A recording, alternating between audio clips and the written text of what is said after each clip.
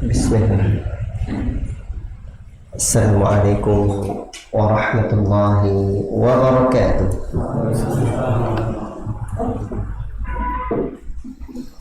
Innal hamdalillah nahmaduhu wa nasta'inuhu wa nastaghfiruh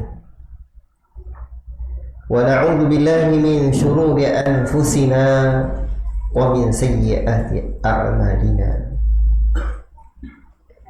من يهده الله فلا مضل له ومن يضلل فلا هادي له. أشهد أن لا إله إلا الله وحده لا شريك له وأشهد أن محمدا عبده ورسوله. يا أيها الذين آمنوا اتقوا الله حق تقاته ولا تموتن إلا وأنتم مسلمون. يا أيها الناس اتقوا ربكم الذي خلقكم من نفس واحدة وخلق منها زوجها وبث منهما رجالا كثيرا ونساء واتقوا الله الذي تساءلون به والأرحام إن الله كان عليكم رقيبا. يا أيها الذين آمنوا اتقوا الله وقولوا قولا سديدا يصلح لكم أعمالكم ويغفر لكم ذنوبكم ومن يطع الله ورسوله فقد فاز فوزا عظيما. أما بعد فإن أصدق الحديث كتاب الله وخير الهدي هدي محمد صلى الله عليه وسلم وشر الأمور محدثاتها وكل محدثة بدعة وكل بدعة ضلالة وكل ضلالة في النار. أيها الإخوة, bapak-bapak yang kami muliakan, ibu-ibu yang disayangi oleh Allah Subhanahu wa Ta'ala, kawan-kawan dan handai taulan, sahabat semua yang saya cintai karena Allah Tabarakar Rahman. Syukur kita kehadirat Allah Rabbul Alamin, Allah Ta'ala yang senantiasa memberikan kita rahmat dan nikmatnya, sehingga pada kesempatan ini Allah Ta'ala pertemukan kita di rumahnya, di rumah Allah Ta'ala. Kita tidak akan pernah bosan-bosan mendengarkan sabda Rasulullah SAW, majtama'a qaumun fi baitin min buyutillah yatluna kitabullah wa yatadarasunahu fima bainahum. Tiadalah satu kaum yang berkumpul di rumah di antara rumah-rumah Allah Ta'ala. Mereka membaca ayat Allah, saling mempelajari. Inna nazalat alaihimus sakinah, melainkan ketenangan akan turun ke hati mereka. Bahkan orang-orang yang jauh dari majelis ilmu, jauh berkumpul dari orang-orang saleh, di saat itulah hatinya, mungkin juga termasuk kita, kalau kita berbuat seperti itu, waliyadzubillah, akan terasa gersang, garing, seakan hidup kita ini selalu resah, gelisah, galau, kacau, tak menentu. Dan itulah penyakit orang-orang di zaman now ini, galau, kacau, risau. Itu namanya penyakit au-au zaman now. Obatnya apa? Hadir di majelis ilmu. Wa ghasyiyatihimur rahmah, dan Allah Ta'ala akan meliputi mereka dengan rahmat. Rahmat Allah itulah yang kita cari. Apa-apa kita punya, tubuh kita lengkap, semua organ, rumah kita punya, bahkan kendaraan juga ada, pekerjaan, harta, anak istri, Apa yang kita butuhkan Nabi? Yang kita butuhkan seperti yang Rasul ajarkan di kepala pagi untuk kita baca, Ya Hayyu Ya Qayyum bi rahmatika astaghits aslih li sya'ni kullah wa la takilni ila nafsi tarfata 'ain. Wahai zat yang maha hidup, hidup Allah hayyul ladzi la yamut, hidup tak akan pernah mati. Makanya Allah suruh kita bertawakal kepada zat yang hidup, hidupnya tidak akan pernah mati. Ya Qayyum, wahai zat yang senantiasa terus menerus mengurus makhluk, bi rahmatika, rahmatmu ya Allah, astaghith, yang kami harapkan, yang kami butuhkan, yang kita cari-cari, yang kita idam-idamkan rahmat Allah. Betapa banyak orang dapat nikmat tapi tak dapat rahmat. Makan dia banyak, lompet piring, bepo dia tapi sayang nasi yang dia makan tak bisa membawa kepada ketaatan. Rumah yang dia miliki walaupun besar tak membawa ketenangan. Harta yang dia punya tidak membawa kedamaian. Bi rahmatika astaghith, rahmat ya Allah yang kami harapkan. Aslih li sya'ni kullah, perbaiki semua urusanku ya Allah, wa la takilni ila nafsi tarfat 'ain, dan jangan engkau tinggalkan aku ya Allah, jangan engkau serahkan kepadaku urusanku, urusan kita, jangan kau serahkan ya Allah pada diriku walau sekejap mata, tarfat 'ain, sekejap mata. Karena kalau Allah tinggalkan kita, Allah biarkan kita, Allah tidak pedulikan kita, Allah tak kasih kita rahmat, hidup kita akan berantakan. Orang yang hadir di majelis ini, wa ghashiyatihim rahmah, Allah liputi mereka dengan rahmatnya. Wa hafathumul malaika, malaikat akan bentangkan sayapnya.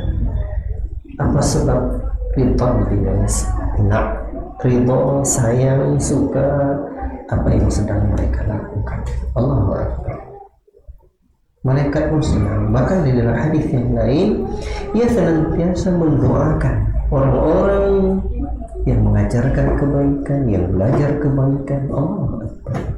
Dan yang paling hebatnya, wa dzakarahumullahu fi man 'indahu, Allah Ta'ala menyebut orang tersebut namanya di hadapan para malaikatnya di atas sana. Di sana banyak orang-orang yang ingin namanya disebut oleh para pejabat, senang tak kepala. Sementara orang-orang yang berstatus berbentuk itu, hadirnya kita di majelis ini, Allah akan sebut-sebut nama kita di hadapan para malaikat di atas sana. Malaikat itu makhluk mulia, la ya'sunallaha ma amaru wa yaf'aluna ma yu'maru. Mereka tak akan durhaka kepada Allah. Apa yang Allah suruh, mereka akan jawab. Mereka tak durhaka. Apa yang mereka suruh, yang Allah suruh, mereka kerjakan. Allahu Akbar. Allahu Akbar. Ikhwati fillah, barakallahu fikum. Maknanya orang-orang yang berada di majlis ini adalah orang-orang yang mulia derajatnya di sisi Allah. Allahu Akbar. Baiklah, kawan-kawan hadirin tauladan sahabat semua, kajian malam ini saya diminta, kalau tidak disebut ditolong oleh Ustaz Bidani Abu Safa ini. Beliau ini sahabat saya, kawan saya. Nggak kini kami kawan sejak sekolah. Dan beliau bilang isi kajian. Pandai maksudnya. Udah lama nggak ngajar-ngajar kajian seperti itu di Siko. Tapi akhirnya saya tanya, apa materinya? Sebab rasanya kalau nggak pandai saya materinya berat ya. Karena man da'a bi ghairi ilmin kana yufsid akthar mimma yuslih. Siapapun yang berdakwah tanpa landasan ilmu lebih banyak merusaknya ketimbang memperbaiki. Ini perkataannya Umar bin Abdul Aziz. Sehingga Imam Al-Bukhari bawakan sebuah bab di dalam sahihnya, babul ilmi qabla al-qawli wal amal. Bab berilmu dulu sebelum berkata dan beramal. Berat. Begitulah tanggung jawab kalau udah jadi salafi.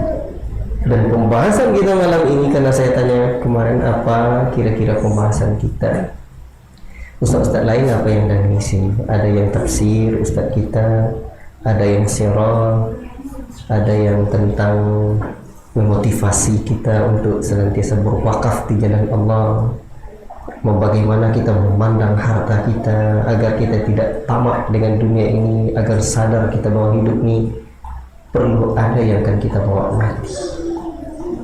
Lalu saya lihat, saya WA ke beliau ini yang belum ada Ustaz, fikih, manhaj,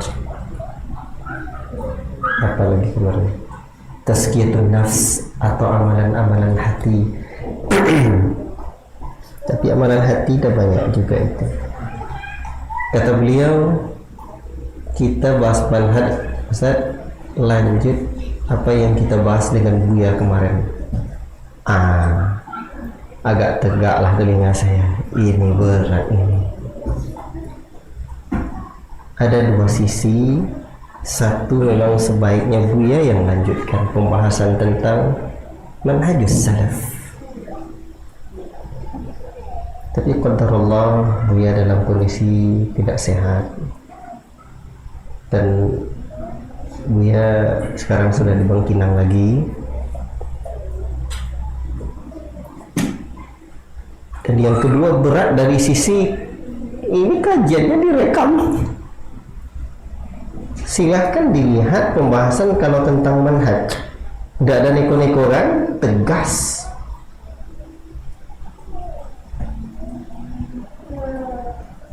Artinya saya siap-siap kalau nanti salah ucap saya dikritik habis, bahkan mungkin dibully. Berat. Tapi bahas fikih berat juga. Ini amalia dan yang lain-lainnya. Saya renung-renungkan. Saya tanya Ustaz Jafran. Ya, diskusi-diskusi elok juga bahas manhaj. Kemudian kemarin atau sana lalu, apa Indonesia sana lalu lusa Buya kesini, beliau terapi lama saya dengan beliau hampir sekitar 3 jam, hampir 3 jam ya, hampir cerita-cerita, dan saya sampaikan lagi.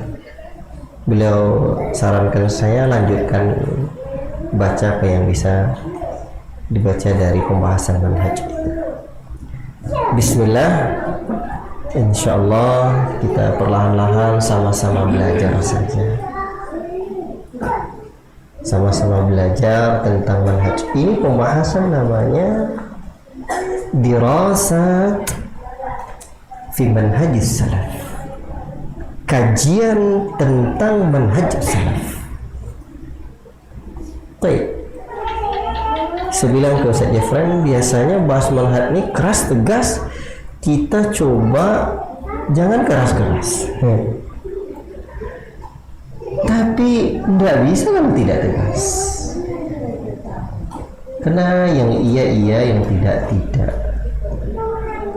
Maka doakan saya, semoga Allah Ta'ala bimbing lisan saya menyampaikan ilmu para ulama kita dan guru-guru kita. Kita belajar berdakwah nih baru tadi pagi, kalau tidak tadi sore. Orang baru. Makanya al-barakatu ma'aka diriku, keberkahan bersama orang-orang yang tua. Tua di sini Sulaiman Ar-Ruhaili menyebutkan 2 makna.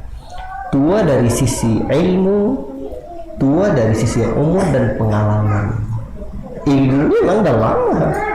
Dia belajar dari guru ke guru, sanadnya bersambung sampai ke Nabi, dan juga pengalamannya banyak, malah melintang dalam ta'lim, dalam ta'allum, dalam belajar, dalam menyampaikan ilmu, dalam dakwah ilallah. Dan itu memang guru-guru kita, guru-guru kita. Maka untuk itulah ya ikhwan, afwan saya agak filek tadi, sempat juga lanjut tidak nih. Alhamdulillah, bismillah saja. Maka untuk itulah ya ikhwan, saran saya untuk saya dan kita bersama, jangan cukupkan belajar bersama kami sama-sama belajar aja niatnya, tapi belajar bersama guru-guru yang lebih senior. Rasakan. Dan bahas tentang manhaj ini dengarkan, misal yang bisa bahasa Arab, dengarkan guru-guru kita, kalangan masyayikh kita seperti Syekh Sulaiman Ar-Ruhaili hafizahullah taala, Syekh Ibrahim Ar-Ruhaili, Syekh Abdul Razak, dan para masyayikh kita yang lain. Dan sekarang kita di Markis juga buat program belajar mulazamah setiap hari. Tadi juga saya agak terlambat belajar dulu dengan Syekh Muhammad, dengan Syekh Qasim, bukan Muhammad, Syekh Qasim At-Ta'zi hafizahullah taala, salah seorang murid Syekh Mubil bin Hadi rahimahullah taala, tempat kawan-kawan dulu belajar, termasuk Ustaz Abu Hansa Safinki ke sana dulu di Yaman, dan kawan-kawan lain yang belajar di Yaman dari pondok dulu di sana. Salah seorang murid Syekh Mubil bin Hadi rahimahullah taala. Jadi insyaallah kita bahas Al-Jami' As-Sahih karya Syekh Mubil lagi dengan beliau. Insyaallah juga ada belajar silsilah tauhid dengan Syekh Abdul Rahman Al-Washihi yang datang kemarin, insyaallah taala. Atau mungkin rekaman-rekaman kajian guru-guru kita. Ini ada sebuah kajian, itu rekaman tentang kitab akidah dan manhaj karya Syekh Ustaz Al-Walid, Ustaz Abdul Hakim bin Ami Abda. Itu ada di channel beliau, Muqtamar Muawiyah bin Abi Sufyan. Dan saya dengar itu Pak, dari kemarin ke pagi saya udah dengar 2 rekaman di samping yang lain-lain yang kitab itu. Jadi antum dengar kajian di sini nanti cuma hanya 1 jam lebih kurang, kok lewat Senin. Nah, sementara kita berat rasanya menyampaikan itu, mau nggak mau saya dengar lagi dirasah bil manhajnya Syekh Sulaiman Ar-Ruhaili. Itu pembahasan itu di Lombok dulu, dirasah fil manhaj dulu. Itu kajian pembahasan tentang manhaj. Itu juga selalu sering saya dengarkan, dan ini sejak diminta kajian manhaj ini saya udah pulang lagi. Ikhwati fillah, jadi saya sarankan dengarkan seperti itu. Dan kita berat di zaman ini jauh-jauh dari guru.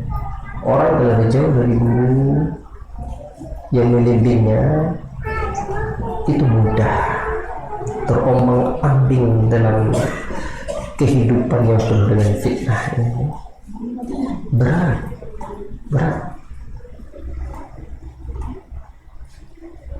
Guru itulah yang membimbing kita, ilmu itulah yang mengarahkan kita, insyaallah ta'ala. Bahas ini panjang nanti. Sekarang ikhwati fillah, sebenarnya saya buat catatan, dan saya berharap kajian ini selalu kita belajar dan tidak sekali 2 kali. Dan insyaallah saya bertekad untuk jadikan tulisan, cuman afwan malam ini belum sempat saya share. InsyaAllah jadi 1 buku nanti ini, kenapa kita menjadi salafi. Saya ada buat tulisannya, catatannya. InsyaAllah pertemuan kali ini belum saya share. Baik.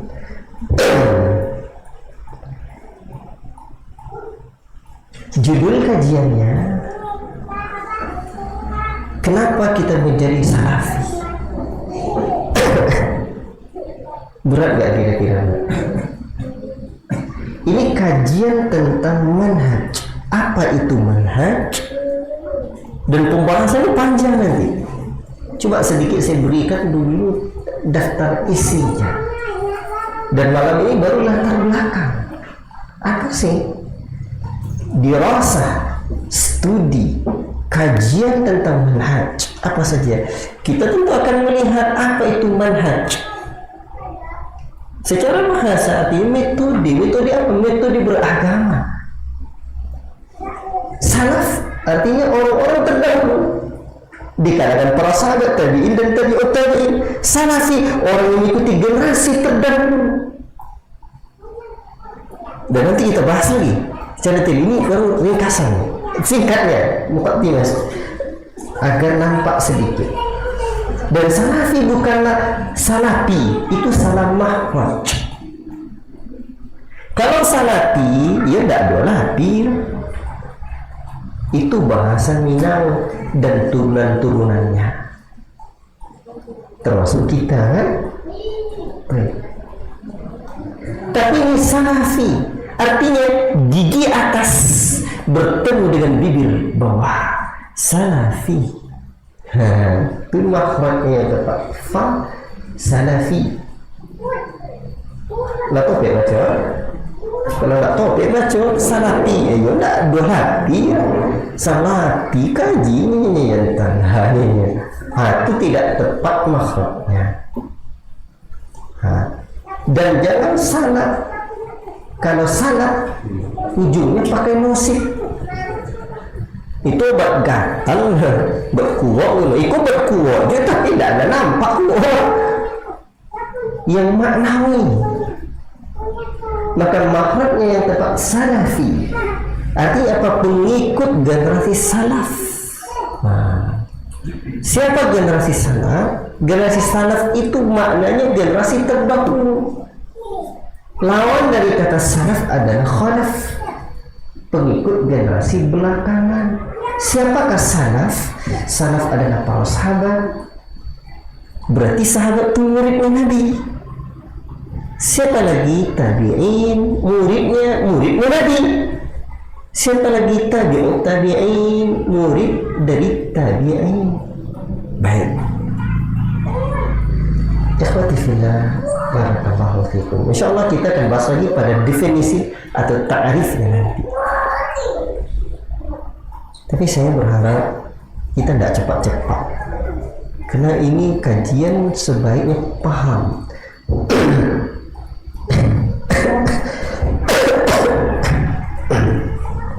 Ikhwati fillah, barakallahu fikum. Cuma kenapa saya kasih judul kenapa kita menjadi salafi? Judulnya ini saya pikir-pikir, apalah judulnya.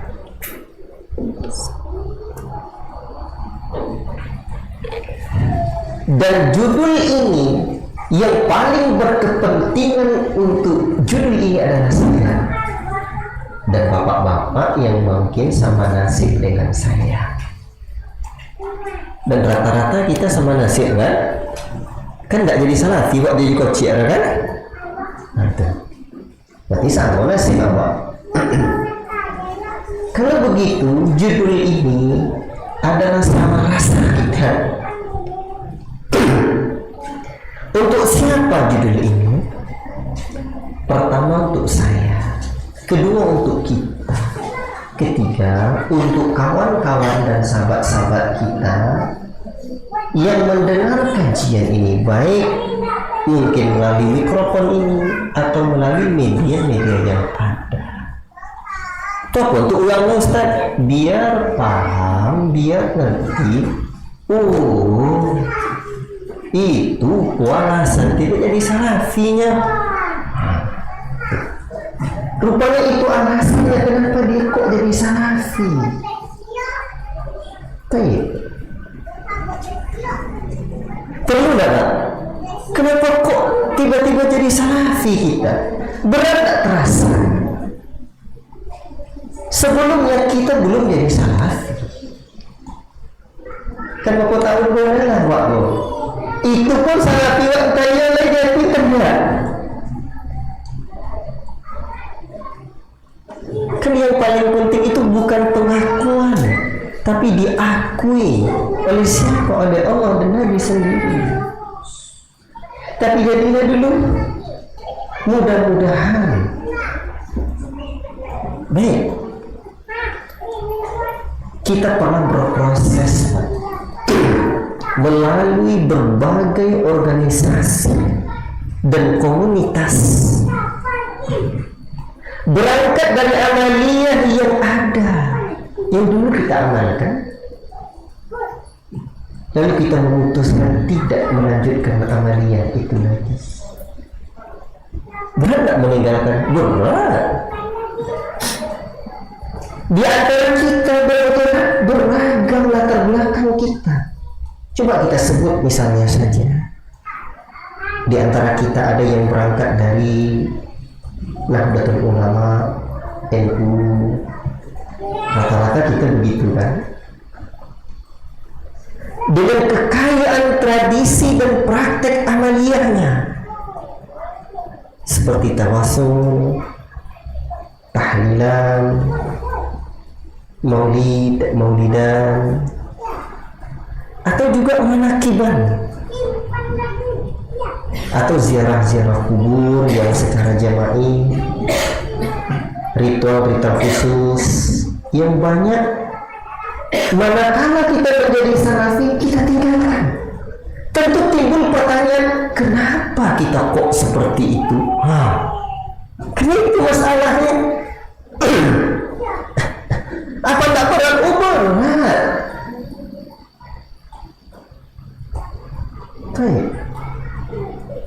Kan jadi tanda tanya kan? Tanda tanya bagi kita agar kita senantiasa mengikuti kebenaran manakala kita mengetahui dalilnya, dan tanda tanya bagi kawan-kawan kita, banyak sahabat kita. Kita tidak ingin meninggalkan sahabat, tidak. Pengen kita bersahabat dunia akhirat, tapi kadang dengan pilihan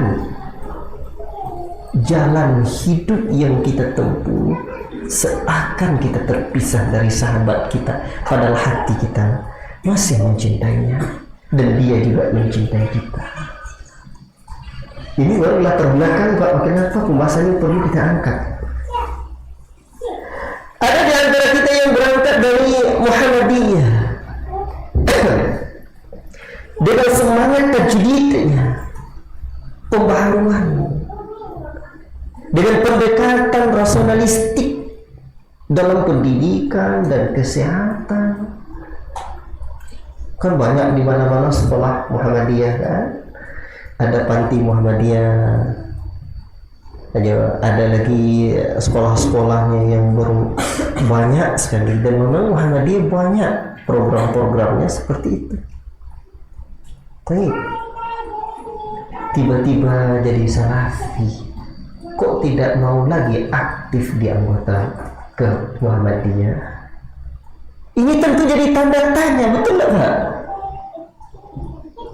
Berat.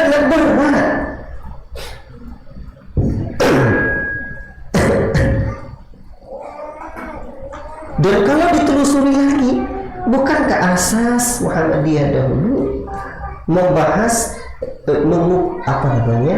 menghilangkan TBC, takhayul, bid'ah dan khurafat? Kok begitu menjadi salafi kita tidak mau aktif lagi di sana?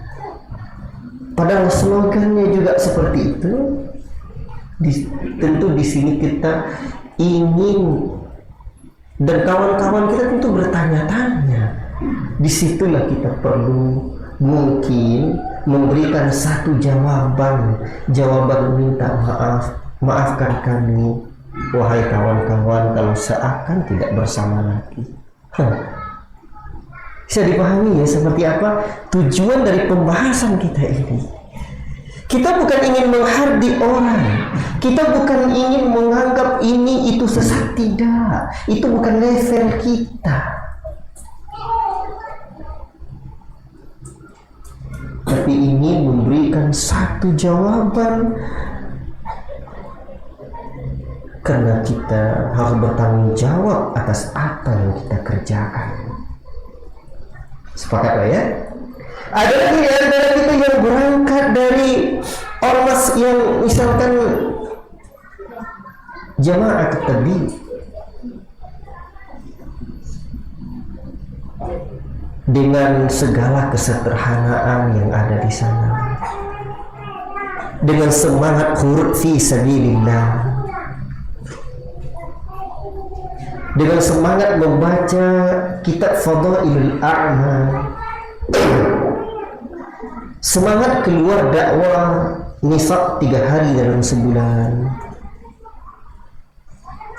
atau tambah iman nanti 40 hari, tambah lagi 4 bulan, 6 bulan, atau huruf 1 tahun, berangkat dakwah ke negeri yang jauh, atau mungkin program ikut IPB, India, Pakistan, Bangladesh, dan seterusnya. Kenapa kok tiba-tiba ketika menjadi salafi itu kita dan kawan-kawan kita seakan terpisah dari sahabatnya dan tidak mau melanjutkan itu lagi?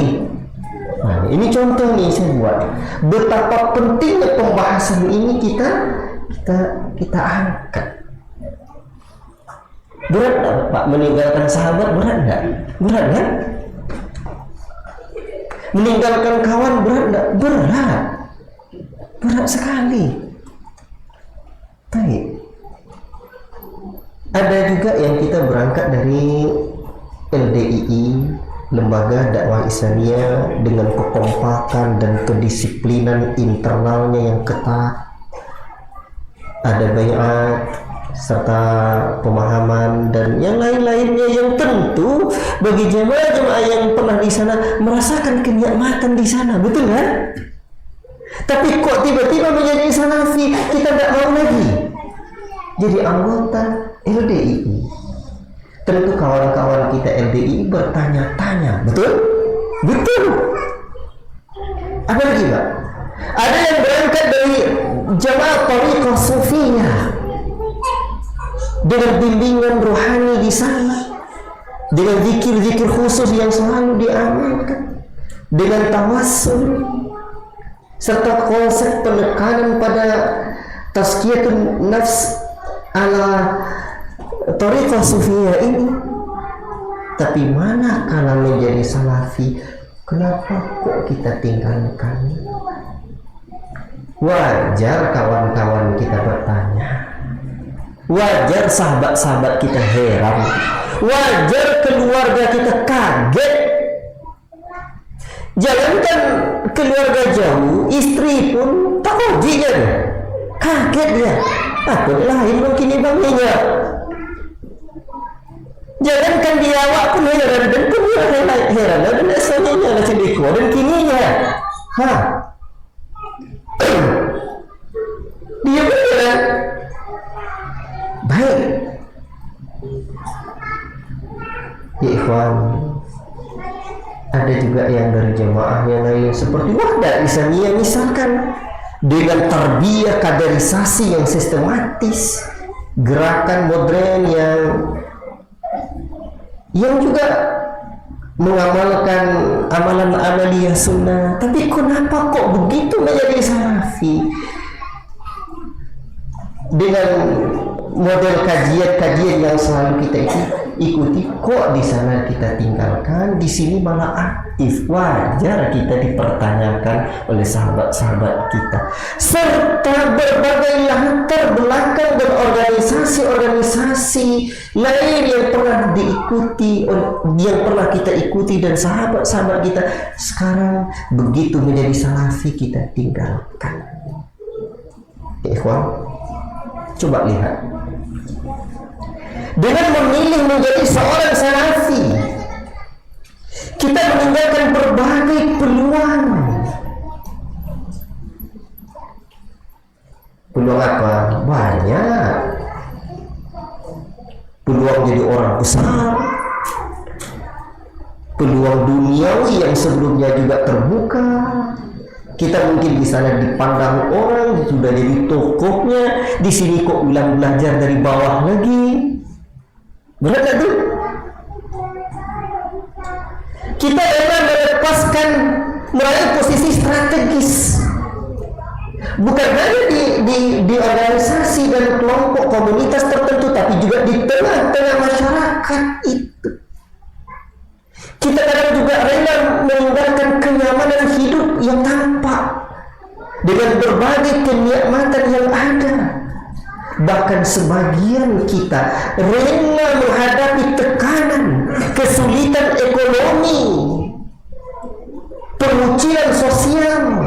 Jadi kadang kayak nyinyol, tuh kok ada itu, kok ada ini, aku ini tak sanggup je awak ada nyinyol.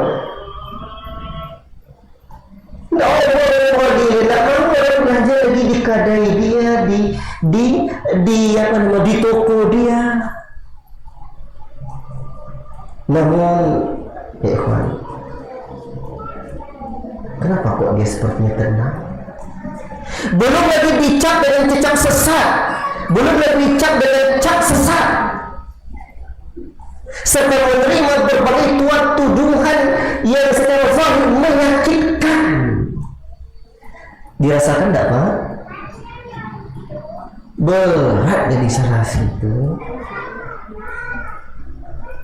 Namun semua itu kita jalani dengan ikhlas dan keyakinan yang mantap untuk terus menapaki jalan hidup sebagai seorang salafi,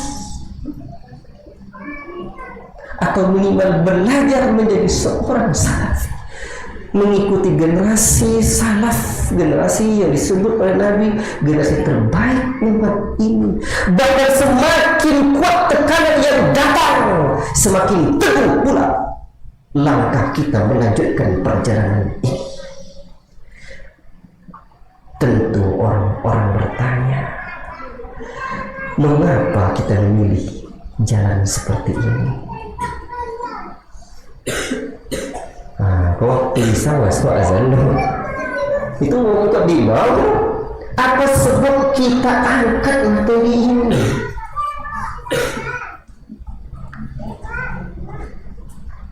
Barakallahu fikum. Tafadhal, kita azan. Insyaallah kita lanjut nanti. Ntar azan dulu lanjut kajian atau sholat dulu lanjut kajian? Siap. Silakan azan dulu.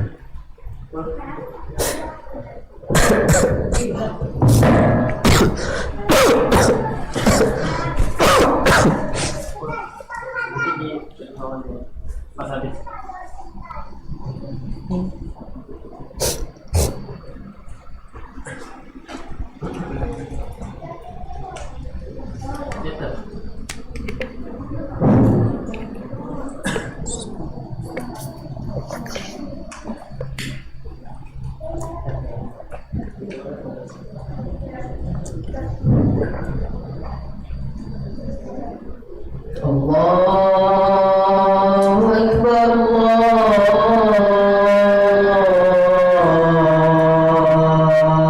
Allahu Akbar,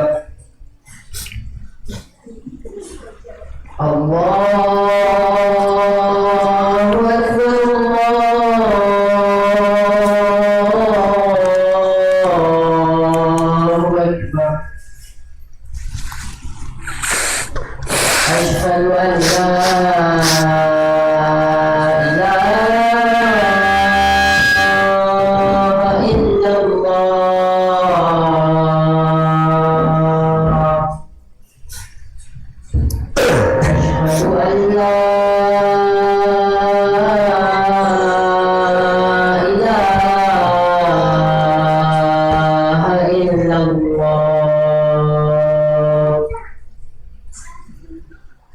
Asyhadu anna Muhammadan Rasulullah.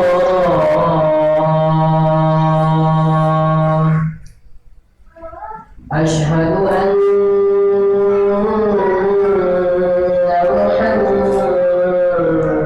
Muhammadan Rasulullah.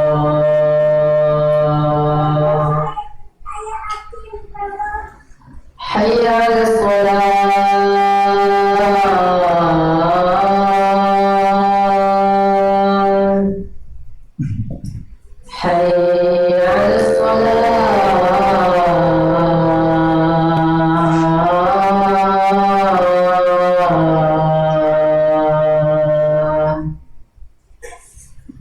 حي على الفلاح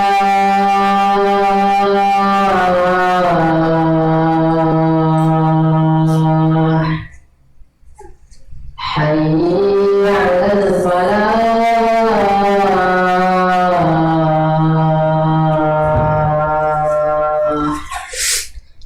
الله أكبر الله لا إله إلا الله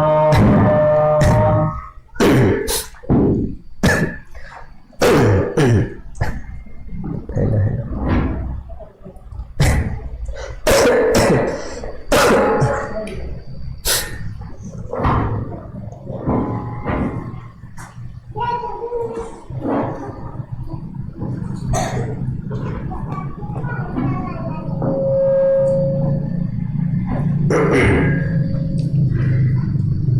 Alhamdulillah.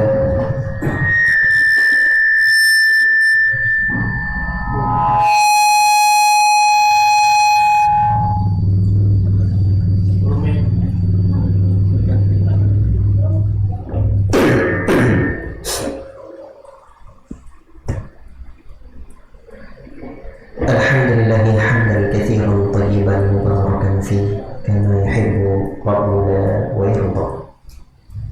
Ikhwati fillah, bapak, ibu-ibu yang dimuliakan oleh Allah Subhanahu wa taala dan disayang Rasulullah sallallahu alaihi wasallam.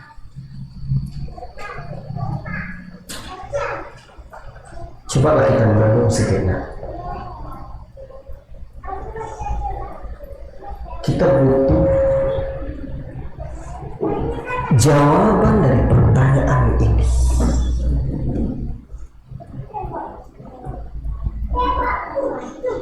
Keluarga kita butuh jawaban dari pertanyaan ini. Apa sahabat kita yang dulu bersama dengan kita duduk tegak, sama-sama bermain, sama usaha, sama berdagang, sama bekerja, dan jawaban itu mestilah kita dapatkan dengan cara yang tepat dan metode yang tepat pula untuk menyampaikannya. Kalau tidak, akan membalik ke kita dengan berbagai macam serangan, tuduhan, dan kita juga perlu memahami bahwa yang hak itu adalah berat. Maka jangan diperberat lagi dengan cara menyampaikan yang memang sangat berat.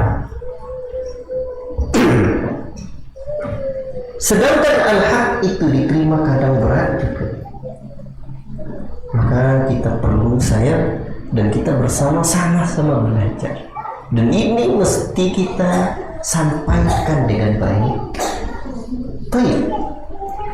Ketika orang-orang bertanya, mengapa kita memilih jalan seperti ini? Artinya, kenapa kita menjadi salafi?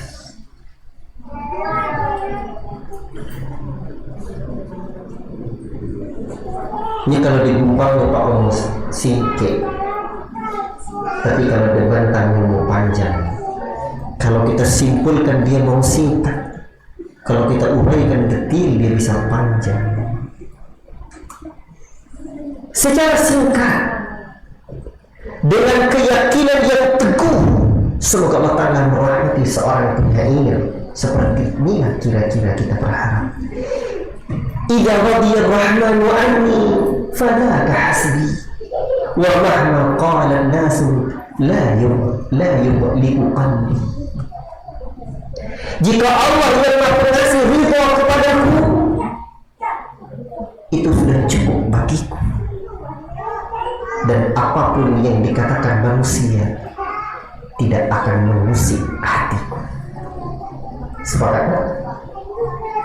Atau ringkasnya, artinya kita menjadi salafi, menempuh jalan ini, kita berharap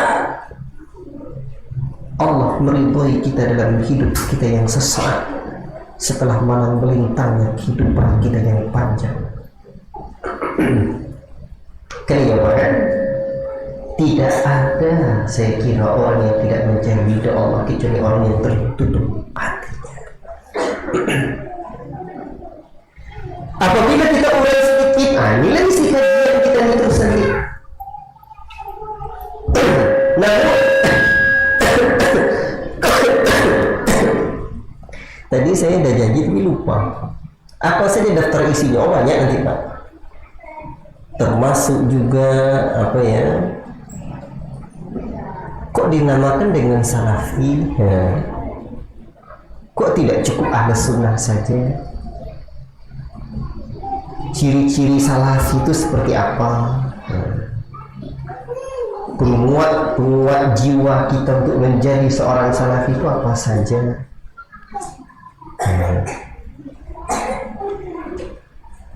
Bahkan kalau lebih dirinci dalam pembahasan dirasat fil manhaj, para ulama juga membahas, mengkritik. Ini yang berat. Pemahaman, bahkan sosok yang secara zahir punya saham yang besar dalam kemajuan Islam, tapi para ulama memandang mereka punya pemikiran yang perlu diluruskan. Baik, sekarang kita kembali kepada pembahasan kita sekarang.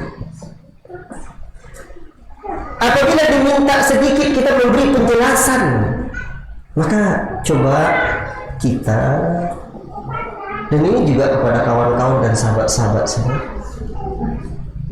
ini jawabannya. Sebab saya teringat dulu belasan tahun yang lalu, salah seorang sahabat dekat saya, sampai sekarang saya sangat mencintainya.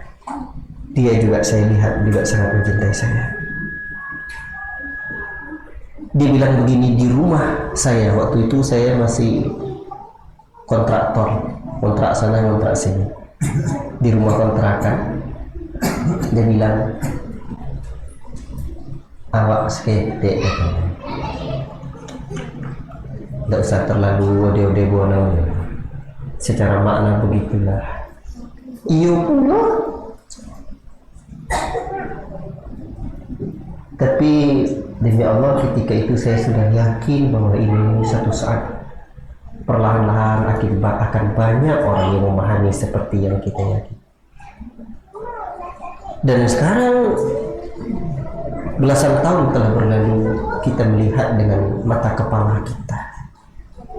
Satu persatu kawan-kawan juga meyakini seperti yang kita yakini. Baiklah, kenapa kita kok yakin seperti itu? Ini begini. Pertama, ini saya berikan dua jawaban dulu. Kita ingin dalam hidup yang sesaat ini merasakan kebahagiaan. Kita mau tenang dalam kehidupan dunia ini yang hanya sebentar, tak lama-lama. Hanya sekedar pelantang, pelentong, begini, begitu, begitu, mati, isdet, tewas, bimuka. Jadi cinta. Paling lama umur kita itu, kata Nabi a'maru ummati ma baina sittina ila sab'in. Wa aqallu man yajidu dzalik. Umur umat hanya kisaran 60 tahun sedikit yang ada itu, 60 sampai 70 kata Nabi. Di saat yang sama Nabi hanya usia 63 tahun. Bapak tinggal apa? Alhamdulillah. 10 tahun lagi. Pak, kalau umur dan dekat 40 enggak juga terasa kita mau hidup ini hanya sesaat. Sadarlah dan tangisilah kita punya hati dan badan.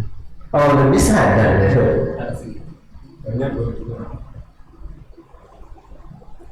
Memang kadang itulah rahasia umur 40 Pak, dan dekat-dekat 40 baru sadar kayak telat. Kawan dan motor Pak begini. Kawan sambil lalu banyak mau ada je. Enggak ada yang menakar. Kawan boleh enggak. Ada yang maha betul, kawan sehat pada sakit bakal panjang. Pak, ucapkanlah Allahumma la aisha illa aishal akhirah. Ya Allah, tiada kehidupan yang sejati melainkan kehidupan di akhirat nanti. Jadi begini, kalau kata Nabi, kalau ada orang yang selalu terlihat mengalahkan kita dalam urusan dunia, ini doanya Pak. Ditengok rumah kawan bertingkat, rumah kawan cuma itu gitu, tidak berubah-ubah. Mobil kawan berbagus, mungkin kita juga masih seperti itu. Ada tengok bini kawan aja naik. Tapi kok bini awak sebenarnya bini awak dia boleh.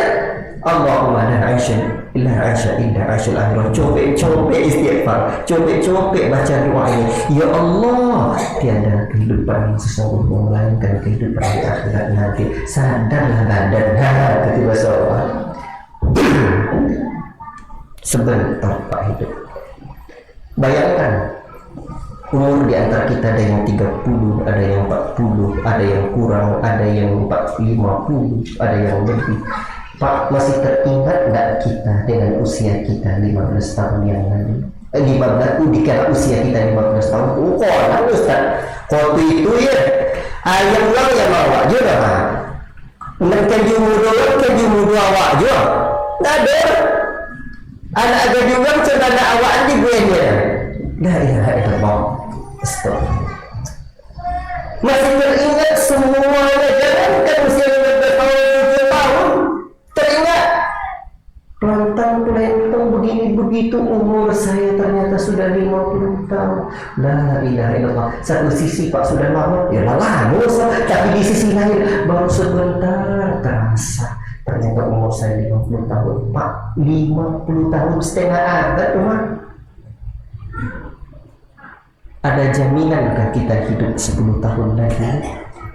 Kalau ikut usia Nabi ya, tapi di saat yang sama anak Nabi pernah dikuburkan Nabi.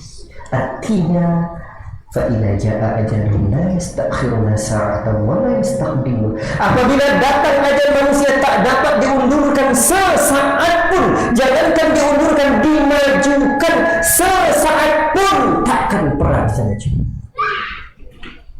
Bayangkan. Artinya Pak, hidup kita ini hanya sebentar. Berapalah perbandingan kalau Allah kasih jatah lagi 1 tahun yang akan datang dengan 50 tahun yang telah kita habiskan? Sebentar terasa. Sementara ada tak yang bisa jamin di antara kita yang duduk ini, kita yang mendengar ini hidup 1 tahun lagi? Jangankan 1 tahun Pak, jangankan 1 tahun, 1 bulan tak ada yang bisa kita jamin. Jangankan 1 bulan, 1 pekan, 7 hari, tak ada di antara kita yang bisa menjamin. Jangankan 7 hari, esok hari tak ada yang kita bisa jamin kita hidup lagi. Jangankan esok hari, untuk kita bisa hidup sampai pulang ke rumah jumpa anak istri lagi, itu tak ada jaminan. Hanya Allah yang tahu. Kita mau dalam hidup kita yang singkat dan sesaat ini, kita mau tenang Pak.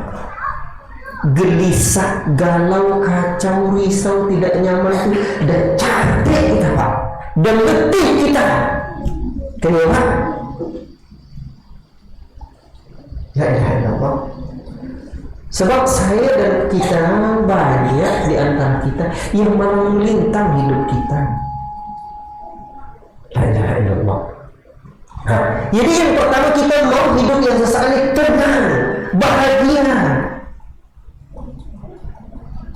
Sebab dulu Pak sering terjadi apa? Pertengkaran dengan istri, bahkan dengan anak-anak pun bacokak. Bertengkar dengan anak sendiri itu. Bukan hanya dengan anak, dengan orang tua kita, dengan ayah kita, dengan emak kita berantem, padahal membuat kita durhaka.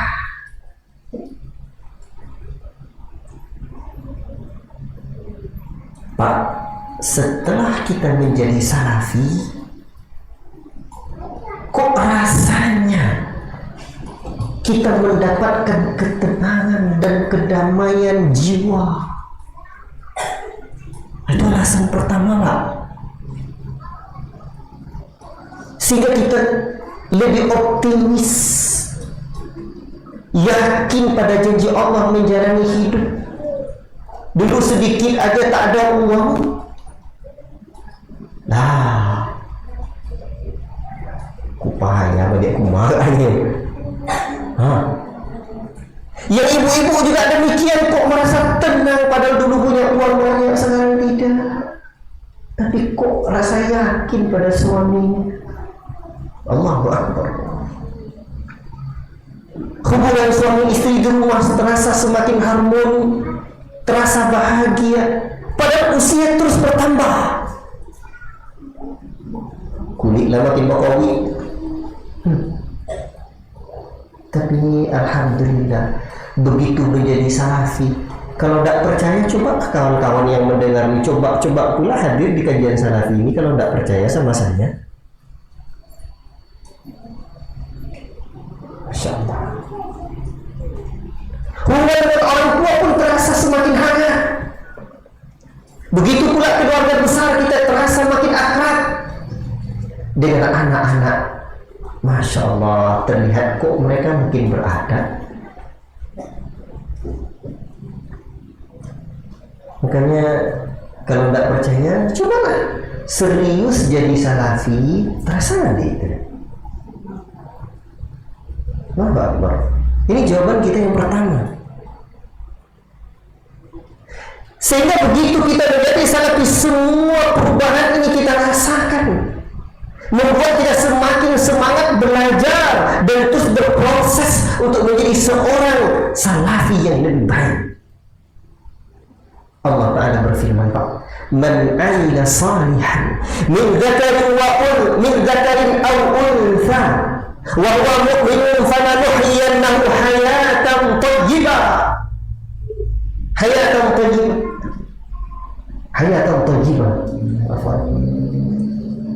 Barang siapa yang mengerjakan amal saleh, baik laki-laki maupun perempuan, dan dia beriman, sungguh kami betul-betul akan hidupkan dia dengan hayatan thayyibah, dengan kehidupan yang baik. Janji Allah, yang berjanji Allah. Allahu Akbar. Allahu Akbar. Itu yang pertama. Ajib.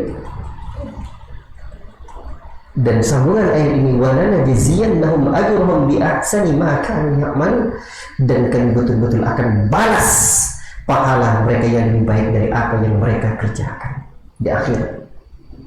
Dan lihat firman Allah, alladzina amanu wa tatma'innu qulubuhum bi dzikrillah, ala bi dzikrillah tatma'innul qulub. Orang-orang yang beriman dan hatinya mereka menjadi tenang, menjadi tentram. Orang-orang yang beriman dan hati mereka merasa makin tentram dengan mengingat Allah. Ala, ketahuilah, dengan berzikir, dengan mengingat Allah, hati menjadi tentram. Ajib.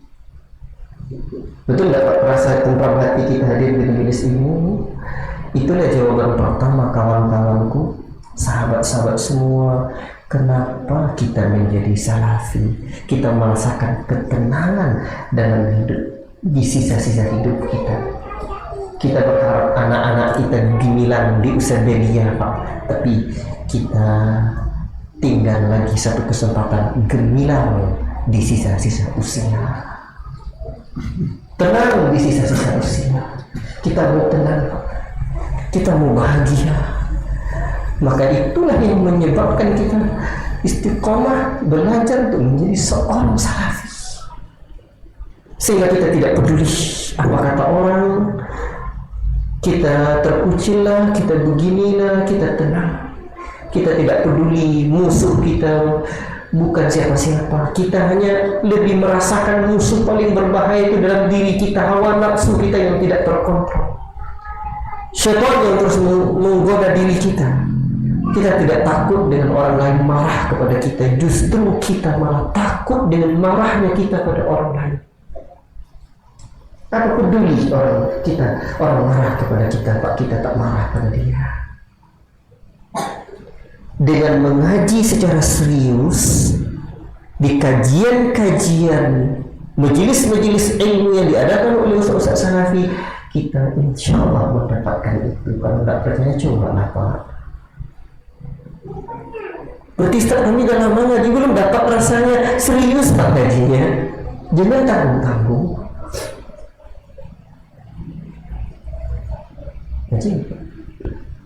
Berarti Ustaz kalau belum dapat begitu tanggung-tanggung lagi. Iya.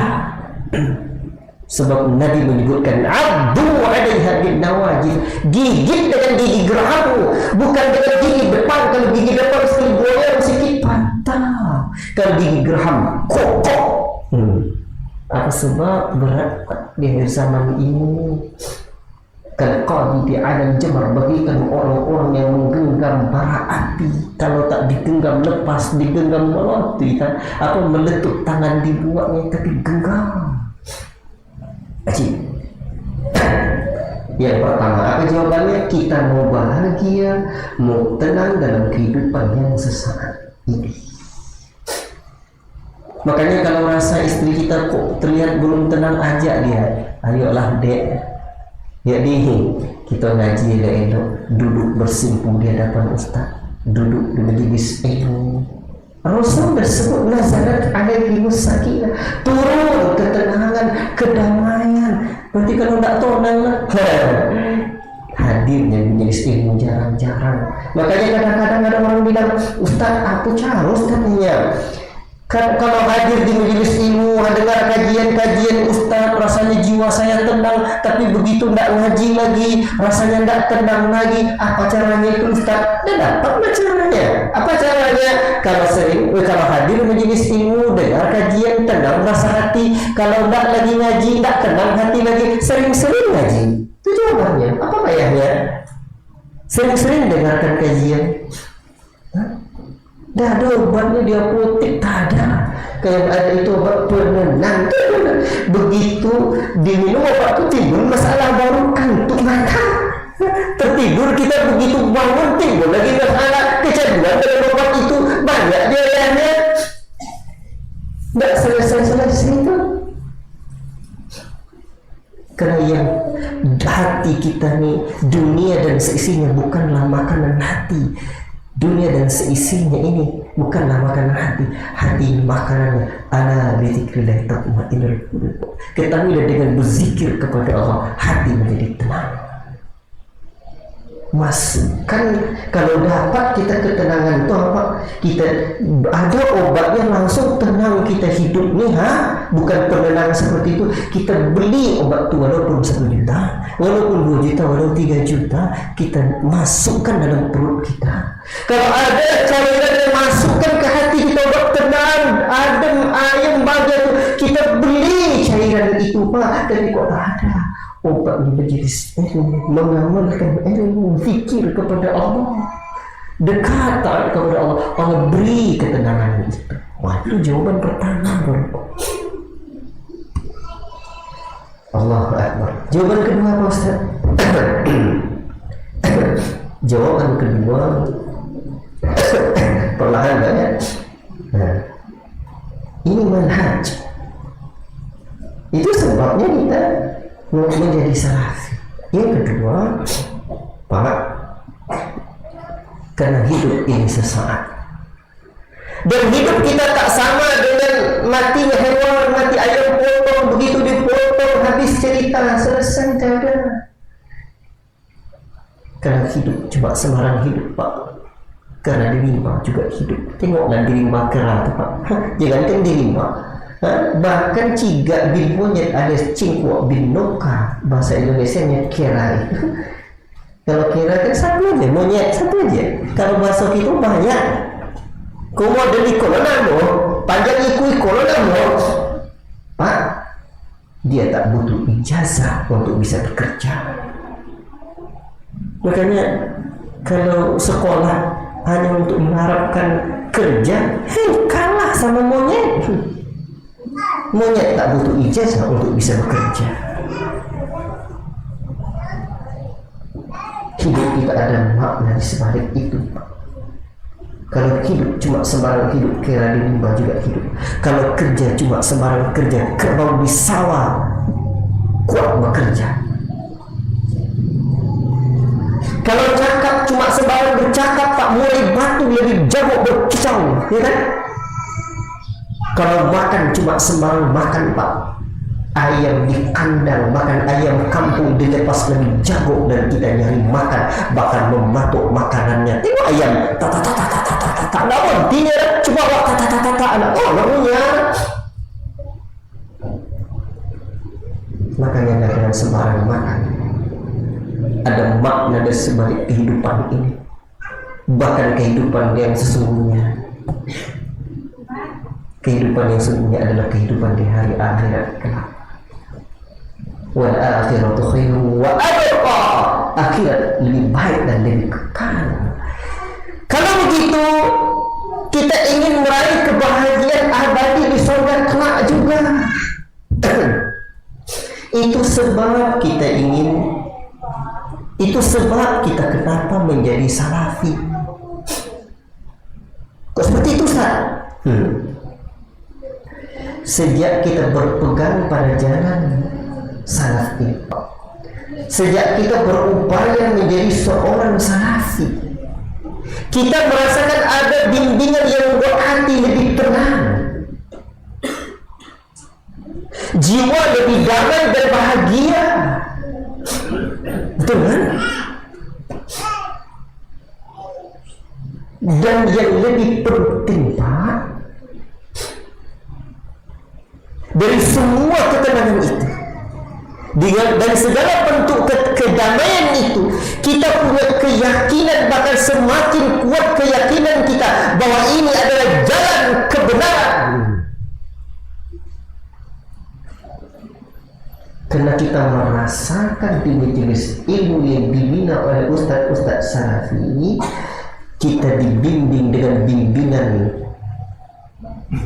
yang berlandaskan ilmu. Karena bimbingan yang kita terima berlandaskan ilmu yang diwariskan dari Nabi Sallallahu Alaihi Wasallam, yang jauh dari akal-akalan dan hawa nafsu yang menyengsarakan. Bahkan dalam prinsip guru-guru ustaz-ustaz salafi itu, sahabat-sahabat semua, al-ilmu qala fihi haddatsana. Ilmu itu yang ada sumber periwayatannya. Adakah ia dari Nabi? Adakah ilmu itu bersambung dari Rasulullah, dari guru ke guru, sehingga dikenal di majelis-majelis kita perkataan para ulama kita, al-ilmu minad din laula al-isnad laqala man syaa ma syaa. Ilmu bagian dari agama. Kalau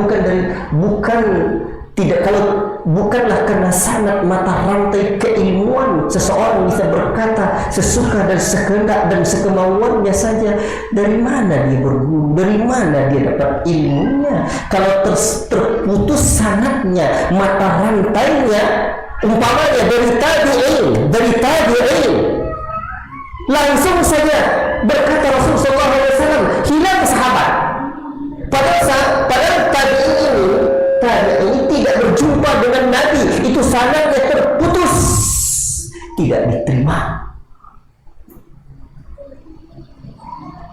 Umpamanya dari tabi'in atau dari imam yang empat, dari Imam Syafi'i, tiba-tiba Imam Syafi'i berkata dari Rasulullah Sallallahu Alaihi Wasallam tanpa ada mata rantai sanad hadis atau keilmuan tersebut dari Nabi, tidak bisa diterima. Yarwihi adlun dhabitun an mithlihi mu'tamadun fi dhabtihi wa naqlihi.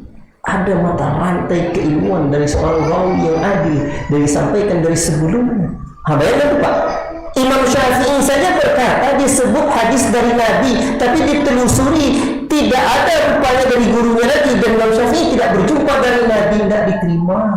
Di majelis ilmu kajian salafi itu tidak diterima yang seperti itu. Apa ini cuma dari guru yang belakangan hidupnya, yang katanya hadis dari Nabi, tapi ternyata bukan dari Nabi, tidak diterimanya. Ajib. Artinya keilmuan itu dipastikan betul tidak dari nabinya. kullu yukhadhu wa yurad min qawlihi illa sahiba hadzal qabr. Setiap orang bisa diterima dan ditolak pandangannya kecuali pemilik kubur ini. Imam Malik mengisyaratkan kepada kubur nanti. Nabi lah yang wa ma yantiqu 'anil hawa in huwa illa wahyuha, yang diucapkan hanyalah wahyu yang diwahyukan. Semuanya tidak ada yang maksum kecuali Nabi. Para sahabat pun tidak menjadi hujah karena mereka tidak maksum. Dalam majelis ilmu yang dibimbing oleh ustaz-ustaz salafi ini, itu kita mendapati sedemikian prinsipnya di dalam menyampaikan ilmu. Ajib, apa kita tidak tenang Pak? Waktu dah jam 8 lewat. Sedikit lagi Pak ya. Maka dengan seperti itu kita merasakan ada sandaran ilmu yang membuat kita yakin. Apa sebab Pak? Doa kita kan selalu doa sapu jagat. Tak dapat saya namanya. Karena kalau doanya sapu jagat dunia baru disapu. Ini doa ini jagat dunia akhirat disapunya. Doanya kan Rabbana atina fid dunya hasanah wa fil akhirati hasanah wa qina adzabannar. Ya Rabb kami, berilah kami kebahagiaan di dunia dan di akhirat. Allah yang mengajarkan kita doanya dalam Al-Qur'an Al-Karim. Kebahagiaan dunia, kebahagiaan akhirat, dan lepaskan kami dari siksa neraka ya Allah. Al-Hasan Pak. Ketika menafsirkan ayat yang mulia ini, al-hasanah fid dunya al-ilm wal ibadah, kebaikan di dunia itu dengan ilmu dan ibadah, wal hasanatu fil akhirah al-jannah, dan kebaikan kita dapatkan di akhirat adalah dengan surga. Artinya bebas kita dari neraka. Berarti kalau seperti itu, dapatlah kita sebuah keyakinan yang mendalam. Ternyata ketika saya begitu menjadi salafi, rasa ada pegangan teguh. Doa saya selalu sejak kecil diajar oleh guru ngaji dulu di surau, di masjid. Rabbana atina fid dunya hasanah wa fil akhirati hasanah wa qina azabannar. Macam-macam lah cara guru ngajar kita dulu. Oh, ini dia kebahagiaan dunia didapatkan dengan ilmu dan dengan ibadah dan ilmu. Kebahagiaan di akhirat didapatkan dengan surga dan selamat dari neraka. Karena jalan ilmu di majelis-majelis kajian salafi ini, jalannya jalan kekokohan di dalam ilmu itu, rasa ada keyakinan yang mendalam kita. Oh, ini jalan keselamatan kita. Apa tidak yakin kita itu? Haji. Sebentar, kita cukupkan ya. Kita cukupkan atau kita tambah? Kasih waktu tak? Berapa lagi? 10 menit. Oke. Kalau 10 menit saya lanjutkan. Itu dua alasan kita. Mau tenang di dunia, mau pastikan jalan keselamatan kita di akhirat. Itu sebab kita menjadi salafi. Rasanya di sini kita temukan. Berarti Ustaz dan kawan-kawan salafi menyesatkan orang-orang lain, bukan pekerjaan kita. Menjelaskan ini kelompok ini sesat, ini kelompok ini sesat, ini kelompok sesat, itu pekerjaan ahli ilmi, orang yang ahli dalam keilmuan, ar-rasikhuna fil ilmi. Tugas kita belajar, meniti jalan kebenaran. Kita belajar agama ini dalam bahasa Ustaz Ahmad Halim rahimahullah ta'ala, bukan ingin menghardik orang, bukan ingin menentang orang, tapi agar kita bisa duduk bersimpuh di hadapan Tuhan, memastikan jalan ketenangan dan keselamatan hidup sejak dunia hingga akhirat. Terus, apakah salafi ini sesat?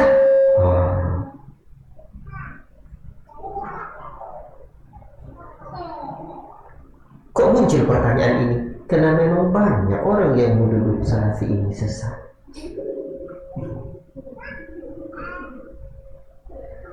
Banyak orang yang salafi ini sesat, kenapa kok kita masih mau menjadi salafi? Kan wajar dipertanyakan kan? Ini panjang jawabannya ini. Seluruh materi kajian kita nanti itulah jawabannya. Insya Allah. Tapi secara ringkas begini Pak. Nanti besok saya ulang lagi. Pada pertemuan yang akan datang materi ini yang saya bahas ini. Ringkas dulu. Apakah setelah kita bertobat dan kita menjadi salafi, masa lalu kita tinggalkan? Contoh, apakah orang-orang yang dulu selalu menggunakan jimat dalam penglaris usaha, berbagai praktek klinik perdukunan yang selalu dia kerjakan manakala dia menjadi salafi, lalu dia tinggalkan, disebut sesat? Nah, itu pertanyaan Pak. Di saat yang sama Nabi Sallallahu Alaihi Wasallam sudah sebutkan, man ta'allaqa tamimatan faqad asyraka. Barang siapa yang menggantung-gantungkan zimat, dialah yang berbuat syirik. Mana yang sesat tuh? Di saat yang sama, ketika kita dan kawan-kawan salafi tidak mau lagi datang ke dukun, apakah kita disebut sesat? Di saat yang sama Nabi Sallallahu Alaihi Wasallam sudah katakan, man ata'arrafan fasa'alahu an syai'in lam tuqbal lahu salatu arba'in lailatan. Barang siapa yang datang kepada tukang ramal, dukun dan lain-lainnya, dia bertanya kepada orang itu lalu dia benarkan, tidak diterima salatnya selama 40 hari. Apakah orang yang meninggalkannya disebut sesat? Beda betul dengan yang disebutkan tadi. La ilaha illallah. Apakah orang yang dulu berdagang dengan uang riba lalu dia bertobat setelah menjadi salafi, dia disebut dengan sesat?